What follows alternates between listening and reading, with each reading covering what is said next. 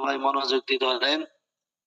ওস্তাদ 37 নং হাদিসে যেটা আছে ফাইদা কদ আহাদুকুম নাহমাদাহু মিন ওয়াজহিহি, এই অংশটার অর্থটা যদি আরেকবার বলতেন। ফাইদা কদ, কত নম্বর হাদিস? 37 নং হাদিস। এই যে হ্যাঁ, ফাইদা কদ, হ্যাঁ, আস-সাফারু কিতআতু মিনাল আযাব, সফর হলো আযাবের একটি অংশ। ইয়ামনাউ আহাদাকুম নাওমাহু ওয়া তুআমাহু, মানে যা তোমাদেরকে তোমাদের ঘুম এবং তোমাদের পানাহার থেকে তোমাদেরকে বাধা দেয়। ফাইদা মানে ওইখানে কষ্ট হয় পানাহার করতে, ঘুমাইতে, সবকিছু থেকে। ফাইদা কদ আহাদুকুম নাহমাতাহু মানে আই হাজাতাহু, অথবা যখন তোমাদের কেউ তার প্রয়োজন, মানে সফরের যে প্রয়োজন তা যখন শেষ করবে, কদ মানে অতিবাহিত করে ফেলবে, শেষ করে ফেলবে, মিন ওয়াজহি মানে নিজের পক্ষ থেকে তা শেষ করে ফেলবে, ফালিউআজ্জিল ইলা আহলি, সুতরাং সে যেন দ্রুত তার পরিবারের নিকট ফিরে আসে। বুঝতে পেরেছেন? এখানে ওস্তাদ মিন ওয়াজহিহি হবে নাকি মিন ওয়াজহি? এটা হলো মিউ ওয়াজহি, এটা তো ওয়ার কারণে মিউ হয়েছে। আমরা শব্দটা হলো মিন ওয়াজহিহি, এটা মিলাই পড়লে মিউ ওয়াজহিহি, ওটা বলতে পারেন সমস্যা নেই। যখন কেউ তার প্রয়োজন তার নিজের পক্ষ থেকে, মিউ ওয়াজহিহি মানে নিজের পক্ষ থেকে তা পূরণ করে ফেলবে, তা অতিবাহিত করবে, তা শেষ করে ফেলবে, ফালিউআজ্জিল ইলা আহলিহি, সুতরাং সে যেন তার পরিবারের নিকট দ্রুত ফিরে আসে। আজ্জালা ইউআজ্জিলু থেকে দ্রুত কি ফিরে আসে। ঠিক আছে, তো আমরা এখন নতুন সবকে যাচ্ছি। আমাদের হাদিস তো মাশাআল্লাহ অনেক পড়া হয়ে গেছে অল্প অল্প করে। আলহামদুলিল্লাহ, আলহামদুলিল্লাহ। দেখছেন, এগুলো কিন্তু আপনার ভান্ডার হয়ে যাচ্ছে, মুখস্থ যে করবে তারই ফায়দা বেশি হবে। আজকে কত নম্বর হাদিস থেকে শুরু হবে? 55 নম্বর হাদিস নাকি? হ্যাঁ, 55 নম্বর হাদিস থেকে শুরু হবে। রিদর রব্বি, হ্যাঁ, রিদর রব্বি ফি রিদর ওয়ালিদি ওয়া সাখাতুর রব্বি ফি সাখাতিল ওয়ালিদি। হ্যাঁ, কি বলছেন? একজন বোন সম্ভবত কিছু বলছেন। কি বলছেন দেখেন দিই, আমি তো দেখতে পাচ্ছি না ভালো করে। ওনার লেখাগুলো দেখা যাচ্ছে? 50 হাদিসটা আবার বলতে বলছি। কত নম্বর?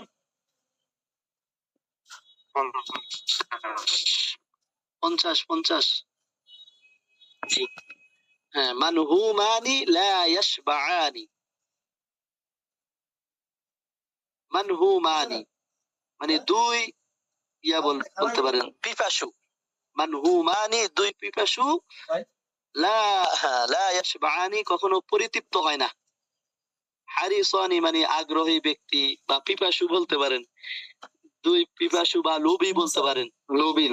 লোভী, হ্যাঁ, হারিসানি, হ্যাঁ, লোভী বলতে পারেন। পিপাসু ওটাও ধরা যায়, বা লোভী বলেন, লোভীটাও আমরা ব্যবহার করি বেশি। দুই লোভী লা ইয়াশবাআনি পরিতৃপ্ত হয় না, বা কখনো পরিতৃপ্ত হয় না, এটাও বলতে পারেন অর্থ সৌন্দর্যের জন্য। মানহুমুন ফিল ইলমি, এক নম্বর হলো মানহুমুন ফিল ইলমি, যে ইলমের ক্ষেত্রে লোভ করে, যে কি ইলমের ক্ষেত্রে লোভ করে, লা ইয়াশবাউ মিনহু তা থেকে সে পরিতৃপ্ত হয় না। ওমানহুমুন ফিদ দুনিয়া, এবং দ্বিতীয় হলো মানহুমুন ফিদ দুনিয়া, যে দুনিয়ার ক্ষেত্রে লোভ করে, লা ইয়াশবাউ মিনহা সে তা থেকে পরিতৃপ্ত হয় না। অর্থাৎ দুনিয়া আরো চাই, আরো চাই। বুঝতে পেরেছেন? এখন বুঝতে পেরেছেন বোন, যে মানহুমানি লা ইয়াশবাআনি মানে দুই লোভী, লা ইয়াশবাআনি পরিতৃপ্ত হয় না, মানে কখনো পরিতৃপ্ত হবে না। মানহুমুন ফিল ইলমি, এক হলো যে ইলমের ক্ষেত্রে লোভ করে, ইলমের মধ্যে লোভ করে, লা ইয়াশবাউ মিনহু তা থেকে সে পরিতৃপ্ত হয় না। ওমানহুমুন ফিদ দুনিয়া, এবং দুই হলো, দ্বিতীয় নম্বর হলো যে দুনিয়ার ক্ষেত্রে লোভ করে বা দুনিয়ার ক্ষেত্রে লোভী, লা ইয়াশবাউ মিনহা তা থেকে সে পরিতৃপ্ত হয় না। ঠিক আছে, জাযাকাল্লাহ। তাহলে আমরা এখন নতুন সবকে চলে যাচ্ছি। কত নম্বর পৃষ্ঠা? এখান থেকে 55 নম্বর হাদিস। হ্যাঁ, রিদর রব্বি ফি রিদল ওয়ালিদি, রিদর রব্বি মানে আল্লাহ, প্রতিপালক বা আল্লাহর সন্তুষ্টি বলতে পারেন, যে আল্লাহর সন্তুষ্টি ফি রিদল ওয়ালিদি পিতার সন্তুষ্টির মধ্যে নিহিত। ফি রিদল ওয়ালিদি মানে পিতা সন্তুষ্টির মধ্যেই আল্লাহ সন্তুষ্টি রয়েছে। সাখাতুর রব্বি আর প্রতিপালক মানে আল্লাহর অসন্তুষ্টি ফি সাখাতিল ওয়ালিদি পিতার অসন্তুষ্টির মধ্যেই রয়েছে। সুতরাং পিতাকে সন্তুষ্ট করাই কি আল্লাহ সন্তুষ্ট, এটাই হাদিসের ব্যাখ্যা আসবে সামনে। এখানে শুধু পিতা উদ্দেশ্য না, মা উদ্দেশ্য, এটা পরবর্তীতে আসবে। তারপর হলো 56 নম্বর হাদিস, যে হাক্কু কাবীরিল ইখওয়াতি আলা সগীরিহিম হাক্কুল ওয়ালিদি আলা ওয়ালাদিহি, যে হাক্কু কাবীরিল ইখওয়াতি আলা সগীরিহিম, যে বড় ভাইয়ের অধিকার ছোট ভাইয়ের উপর রয়েছে। বড় ভাইয়ের অধিকার ছোট ভাইয়ের উপর। হাক্কুল ওয়ালিদি ওয়া আলা ওয়ালাদি, যেমন বলতে পারেন যেমন বাবার অধিকার তার ছেলের উপর, তেমনি ভাবে বড় ভাইয়ের অধিকার কি তার ছোট ভাইয়ের উপর রয়েছে। তারপর কুল্লু বানি আদম খাত্তাউন ওয়া খায়রুল খাত্তাইনা আত-তাওয়াবুন। আল্লাহু আকবার। যে কুল্লু বানি আদম খাত্তাউন, প্রত্যেক আদম সন্তান খাত্তাউন পাপী, বুঝতে পেরেছেন, বা অপরাধী বলতে পারেন। প্রত্যেক আদম সন্তান কি অপরাধী বা গুনাহগার, সকল আদম সন্তান কি গুনাহগার। খায়রুল খাত্তাইনা আত-তাওয়াবুন, কত মানে ভুল না, খাত্তাউন মানে ভুলকারী, খাত্তাউন মানে যে অপরাধের কারণে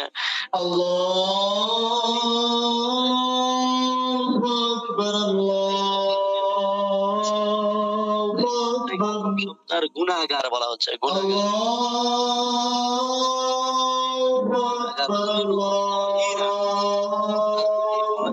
গুনাহগারদের মধ্যে সে সর্বোত্তম, যে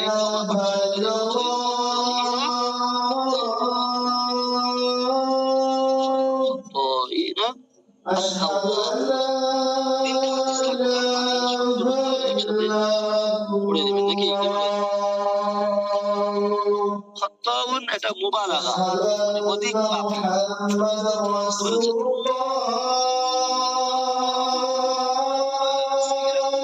অধিক পাপী, অধিক অপরাধী।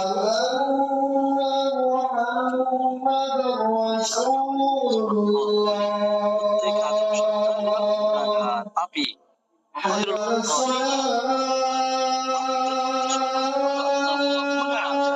তওবা করে, তওবাকারী।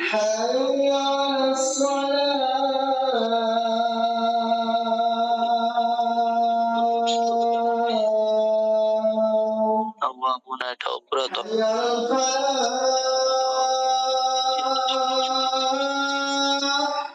আলোচনা। হ্যাঁ, হৃদয়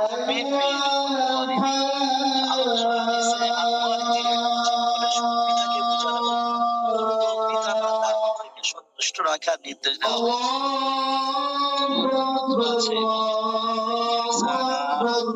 কথা। আল্লাহর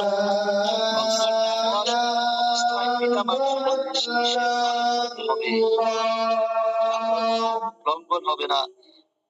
পিতা মাতা যদি আবার বলে যে ওই গুনাহটা করো, আল্লাহ অসন্তুষ্টি করো, ওটা আবার করা যাবে না, বুঝতে পেরেছেন। এবং পিতা মাতার সন্তুষ্টির প্রতি লক্ষ্য রাখতে হবে।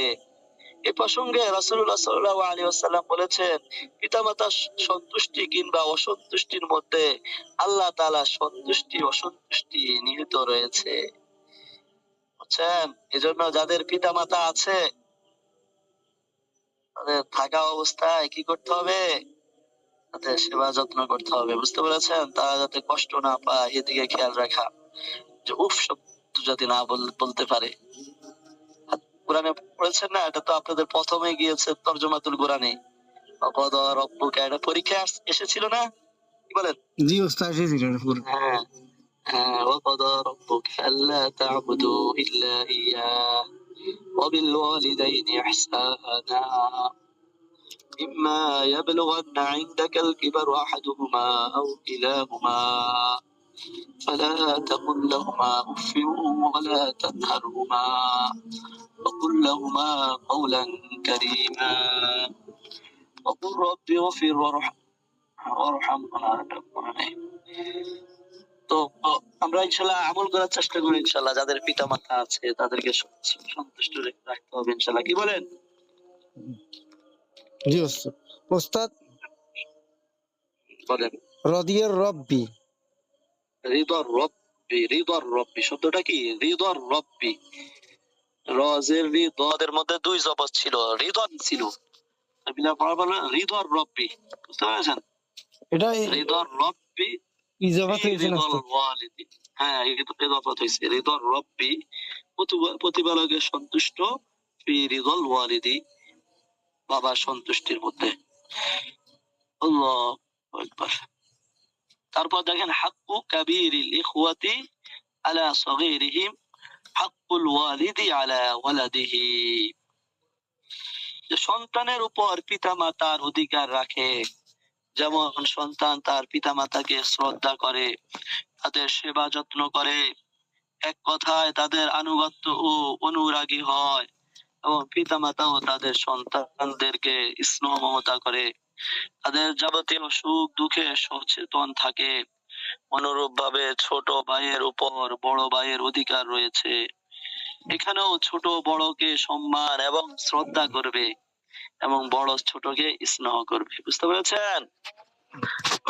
ভাই কারো যদি ভাই থাকে, ভাইকে সম্মান, ওরা বড় ভাই হলে ছোট ভাইদেরকে স্নেহ করতে হবে, ছোট ভাই বড় ভাইদেরকে কি করবে? সম্মান করবে, বুঝতে পেরেছেন? শুধু হাদিস পড়বো না আমল করবো বলেন? ওস্তাদ আমল করতে হবে। আমল করতে হবে, নিজের জীবনের সাথে সব ফিট করতে হবে ভাই। যতগুলো পড়তেছি এভাবে যদি ফিট করেন, দেখবেন আপনি ইনশাআল্লাহ উত্তম মানুষ হয়ে যাবেন ইনশাআল্লাহ। যত হাদিস গুলো যাচ্ছে অর্থ তো বুঝে আসছে, আর মুখস্থ তো করছেন, তো এইভাবে নিজের জীবন পরিবর্তন করে ফেলেন। আল্লাহ রাসূল সাল্লাল্লাহু আলাইহি ওয়াসাল্লাম এর এই অনুযায়ী চলেন, দেখবেন আলাদা বরকত হবে, আলাদা একটা দুনিয়ার মধ্যে মজা পাবেন ইবাদত করে। আল্লাহু আকবার। তারপর দেখেন, কুল্লু বানি আদম খাত্তাউন ওয়া খায়রুল খাত্তাইনা তাওয়াবুন। যে মানুষের দ্বারা পাপ হওয়া স্বাভাবিক, পাপ পুণ্যের সংমিশ্রণে মানুষ, পাপও হইতে পারে, ভালো কাজও হবে, বুঝতে পারেন? সংমিশ্রণে মানুষ শুধু ন্যাক আমল করবে অথবা গুনাহের সমুদ্রে আখণ্ড নিমজ্জিত থাকবে, তা স্বাভাবিক নয়। শুধু ন্যাক আমল ও কল্যাণ কর্মে আত্মনিবেদিত হওয়া, এটি ফেরেশতাদের বৈশিষ্ট্য। অর্থাৎ তারা কোনো গুনার কাজ করবে না, তারা নেকির কাজেই করবে শুধু। আর শুধু পাপাচারে নিমজ্জিত থাকা, এটা শয়তানের স্বভাব। পক্ষান্তরে গুনাহ ও পাপাচারে জড়িয়ে পুনরায় খালেস নিয়তে তওবা করে সুপথে ফিরে আসাই হলো সর্বোত্তম আদম সন্তানের বৈশিষ্ট্য। বুঝতে পারছেন? তওবা করবে, আল্লাহ আর গুনাহ করব না, কিন্তু অজান্তে যখনই আবার গুনাহ হয়ে যাবে, তখন আবার আল্লাহর দরবারে ফিরে আসবে, আল্লাহ আমি গুনাহ করে ফেলছি, আল্লাহ তুমি মাফ করে দাও। চোখের পানি ফেলাইতে হবে, বুঝতে পেরেছেন? ওই গুনার প্রতি লজ্জিত হতে হবে একবারে চূড়ান্ত পর্যায়ের, যে আমার কিভাবে আমার এই গুনাহটা হয়ে গেল। আল্লাহর কাছে কান্নাকাটি করতে হবে, চোখ দিয়ে পানি জড়াইতে হবে, তাহলে হবে না। তো হাদিস পড়বো এটা হবে না, আমলও করতে হবে, বুঝতে পেরেছেন? ইনশাআল্লাহ। জি, আল্লাহ আমাদের তৌফিক দান করুন। হাদিস গুলো মুখস্থ রাখবো, যতগুলো হাদিস যাবে যাতে একটানে আমি সব শুনাইতে পারি, এভাবে আমি প্রতিদিন রিভাইজ দিতে হবে আমার। প্রতিদিন ঘুমানোর আগে একবার করে ইনশাআল্লাহ আমরা রিভাইজ দেব। প্রতিদিন যদি দেন, এভাবে আপনার নিয়মিত আমল করেন, তাহলে দেখবেন আপনার ভুলে যাওয়ার কোনো সম্ভাবনাই থাকবে না, বুঝতে পেরেছেন? আল্লাহ সবাইকে তৌফিক দান করুন, যে হাদিসগুলো পড়া হচ্ছে এই অনুযায়ী আমল করার তৌফিক দান করুন। طوبى لمن وجد في صحيفته استغفار كثيرا। কাসীরান, হ্যাঁ এটা মাফউলুম বিহি হয়েছে। صحيفتي ওস্তাদ এটা অর্থ কি হলো? মানে যে তার আমল নামায়, এটা আমল নামায় ধরতে পারেন, ইস্তিগফারন কাসীরান, যে অনেক ইস্তিগফার যার আমল নামায় রয়েছে, তার জন্য সুসংবাদ। তুবা লিমান ওয়াজাদা ফি সহিফাতিহি ইস্তিগফারান কাসীরান। ওস্তাদ তুবা অর্থটা কি হলো? ওয়াজাদা মানে যে পেয়েছে, তুবা মানে সৌভাগ্যবান ওই ব্যক্তি। এটা লিমান মাজি ওয়াহিদ মুজাক্কার গায়েব, এটা তো মাজুল না ওস্তাদ? ওস্তাদ এটা মাজুল না? কোনটা? তুবা। হ্যাঁ তুবা এটা হলো মুয়ান্নাস, আতিয়াবুর মুয়ান্নাস, সুসংবাদ, ভালো অবস্থা, সুখ শান্তি। ওয়াহিদ মুজাক্কার গায়েব সিগ এটা কি উস্তাদ? এটা হলো ইয়া না তো, ফেল না তো, এটা আচ্ছা ইসিম। এটা হলো ইসমুল, হ্যাঁ ইসিম, হুম। ইসমু তাফদিল। বুঝতে পেরেছ এটা কি? ইসমু তাফদিল আতিয়াবের ওজনে। আতিয়াবের ইসমু ওয়াহিদ মুয়ান্নাস, বাবে দরবা থেকে আত-তাইয়িবু, মাজদার হলো আত-তাইয়িবু। বুঝতে পেরেছ? ঠিক আছে, জাযাকুমুল্লাহ। তাহলে হাদিসগুলো মুখস্থ করবো আর শিক্ষাগুলো নিজেদের জীবনের সাথে সব ফিট করতে হবে ভাই। আল্লাহ আমাদের তৌফিক দান করে আগামী দর্শে যাতে সবাই সবগুলো একসাথে শুনাইতে পারে। কি বলেন সোহেল ভাই, পারবেন না ইনশাল্লাহ? ইনশাআল্লাহ উস্তাদ ভাই। সোহেল ভাইয়ের হিম্মত আছে ইনশাল্লাহ, উনি পারবে ইনশাল্লাহ। আর ভাইরা যারা আছে, বোনরা সবাই মুখস্থ করে ফেলবেন, বোনরা একে অপরকে শুনাইবেন। ঠিক আছে, জাযাকুমুল্লাহ। সুবহানাকাল্লাহুম্মা ওয়া বিহামদিকা।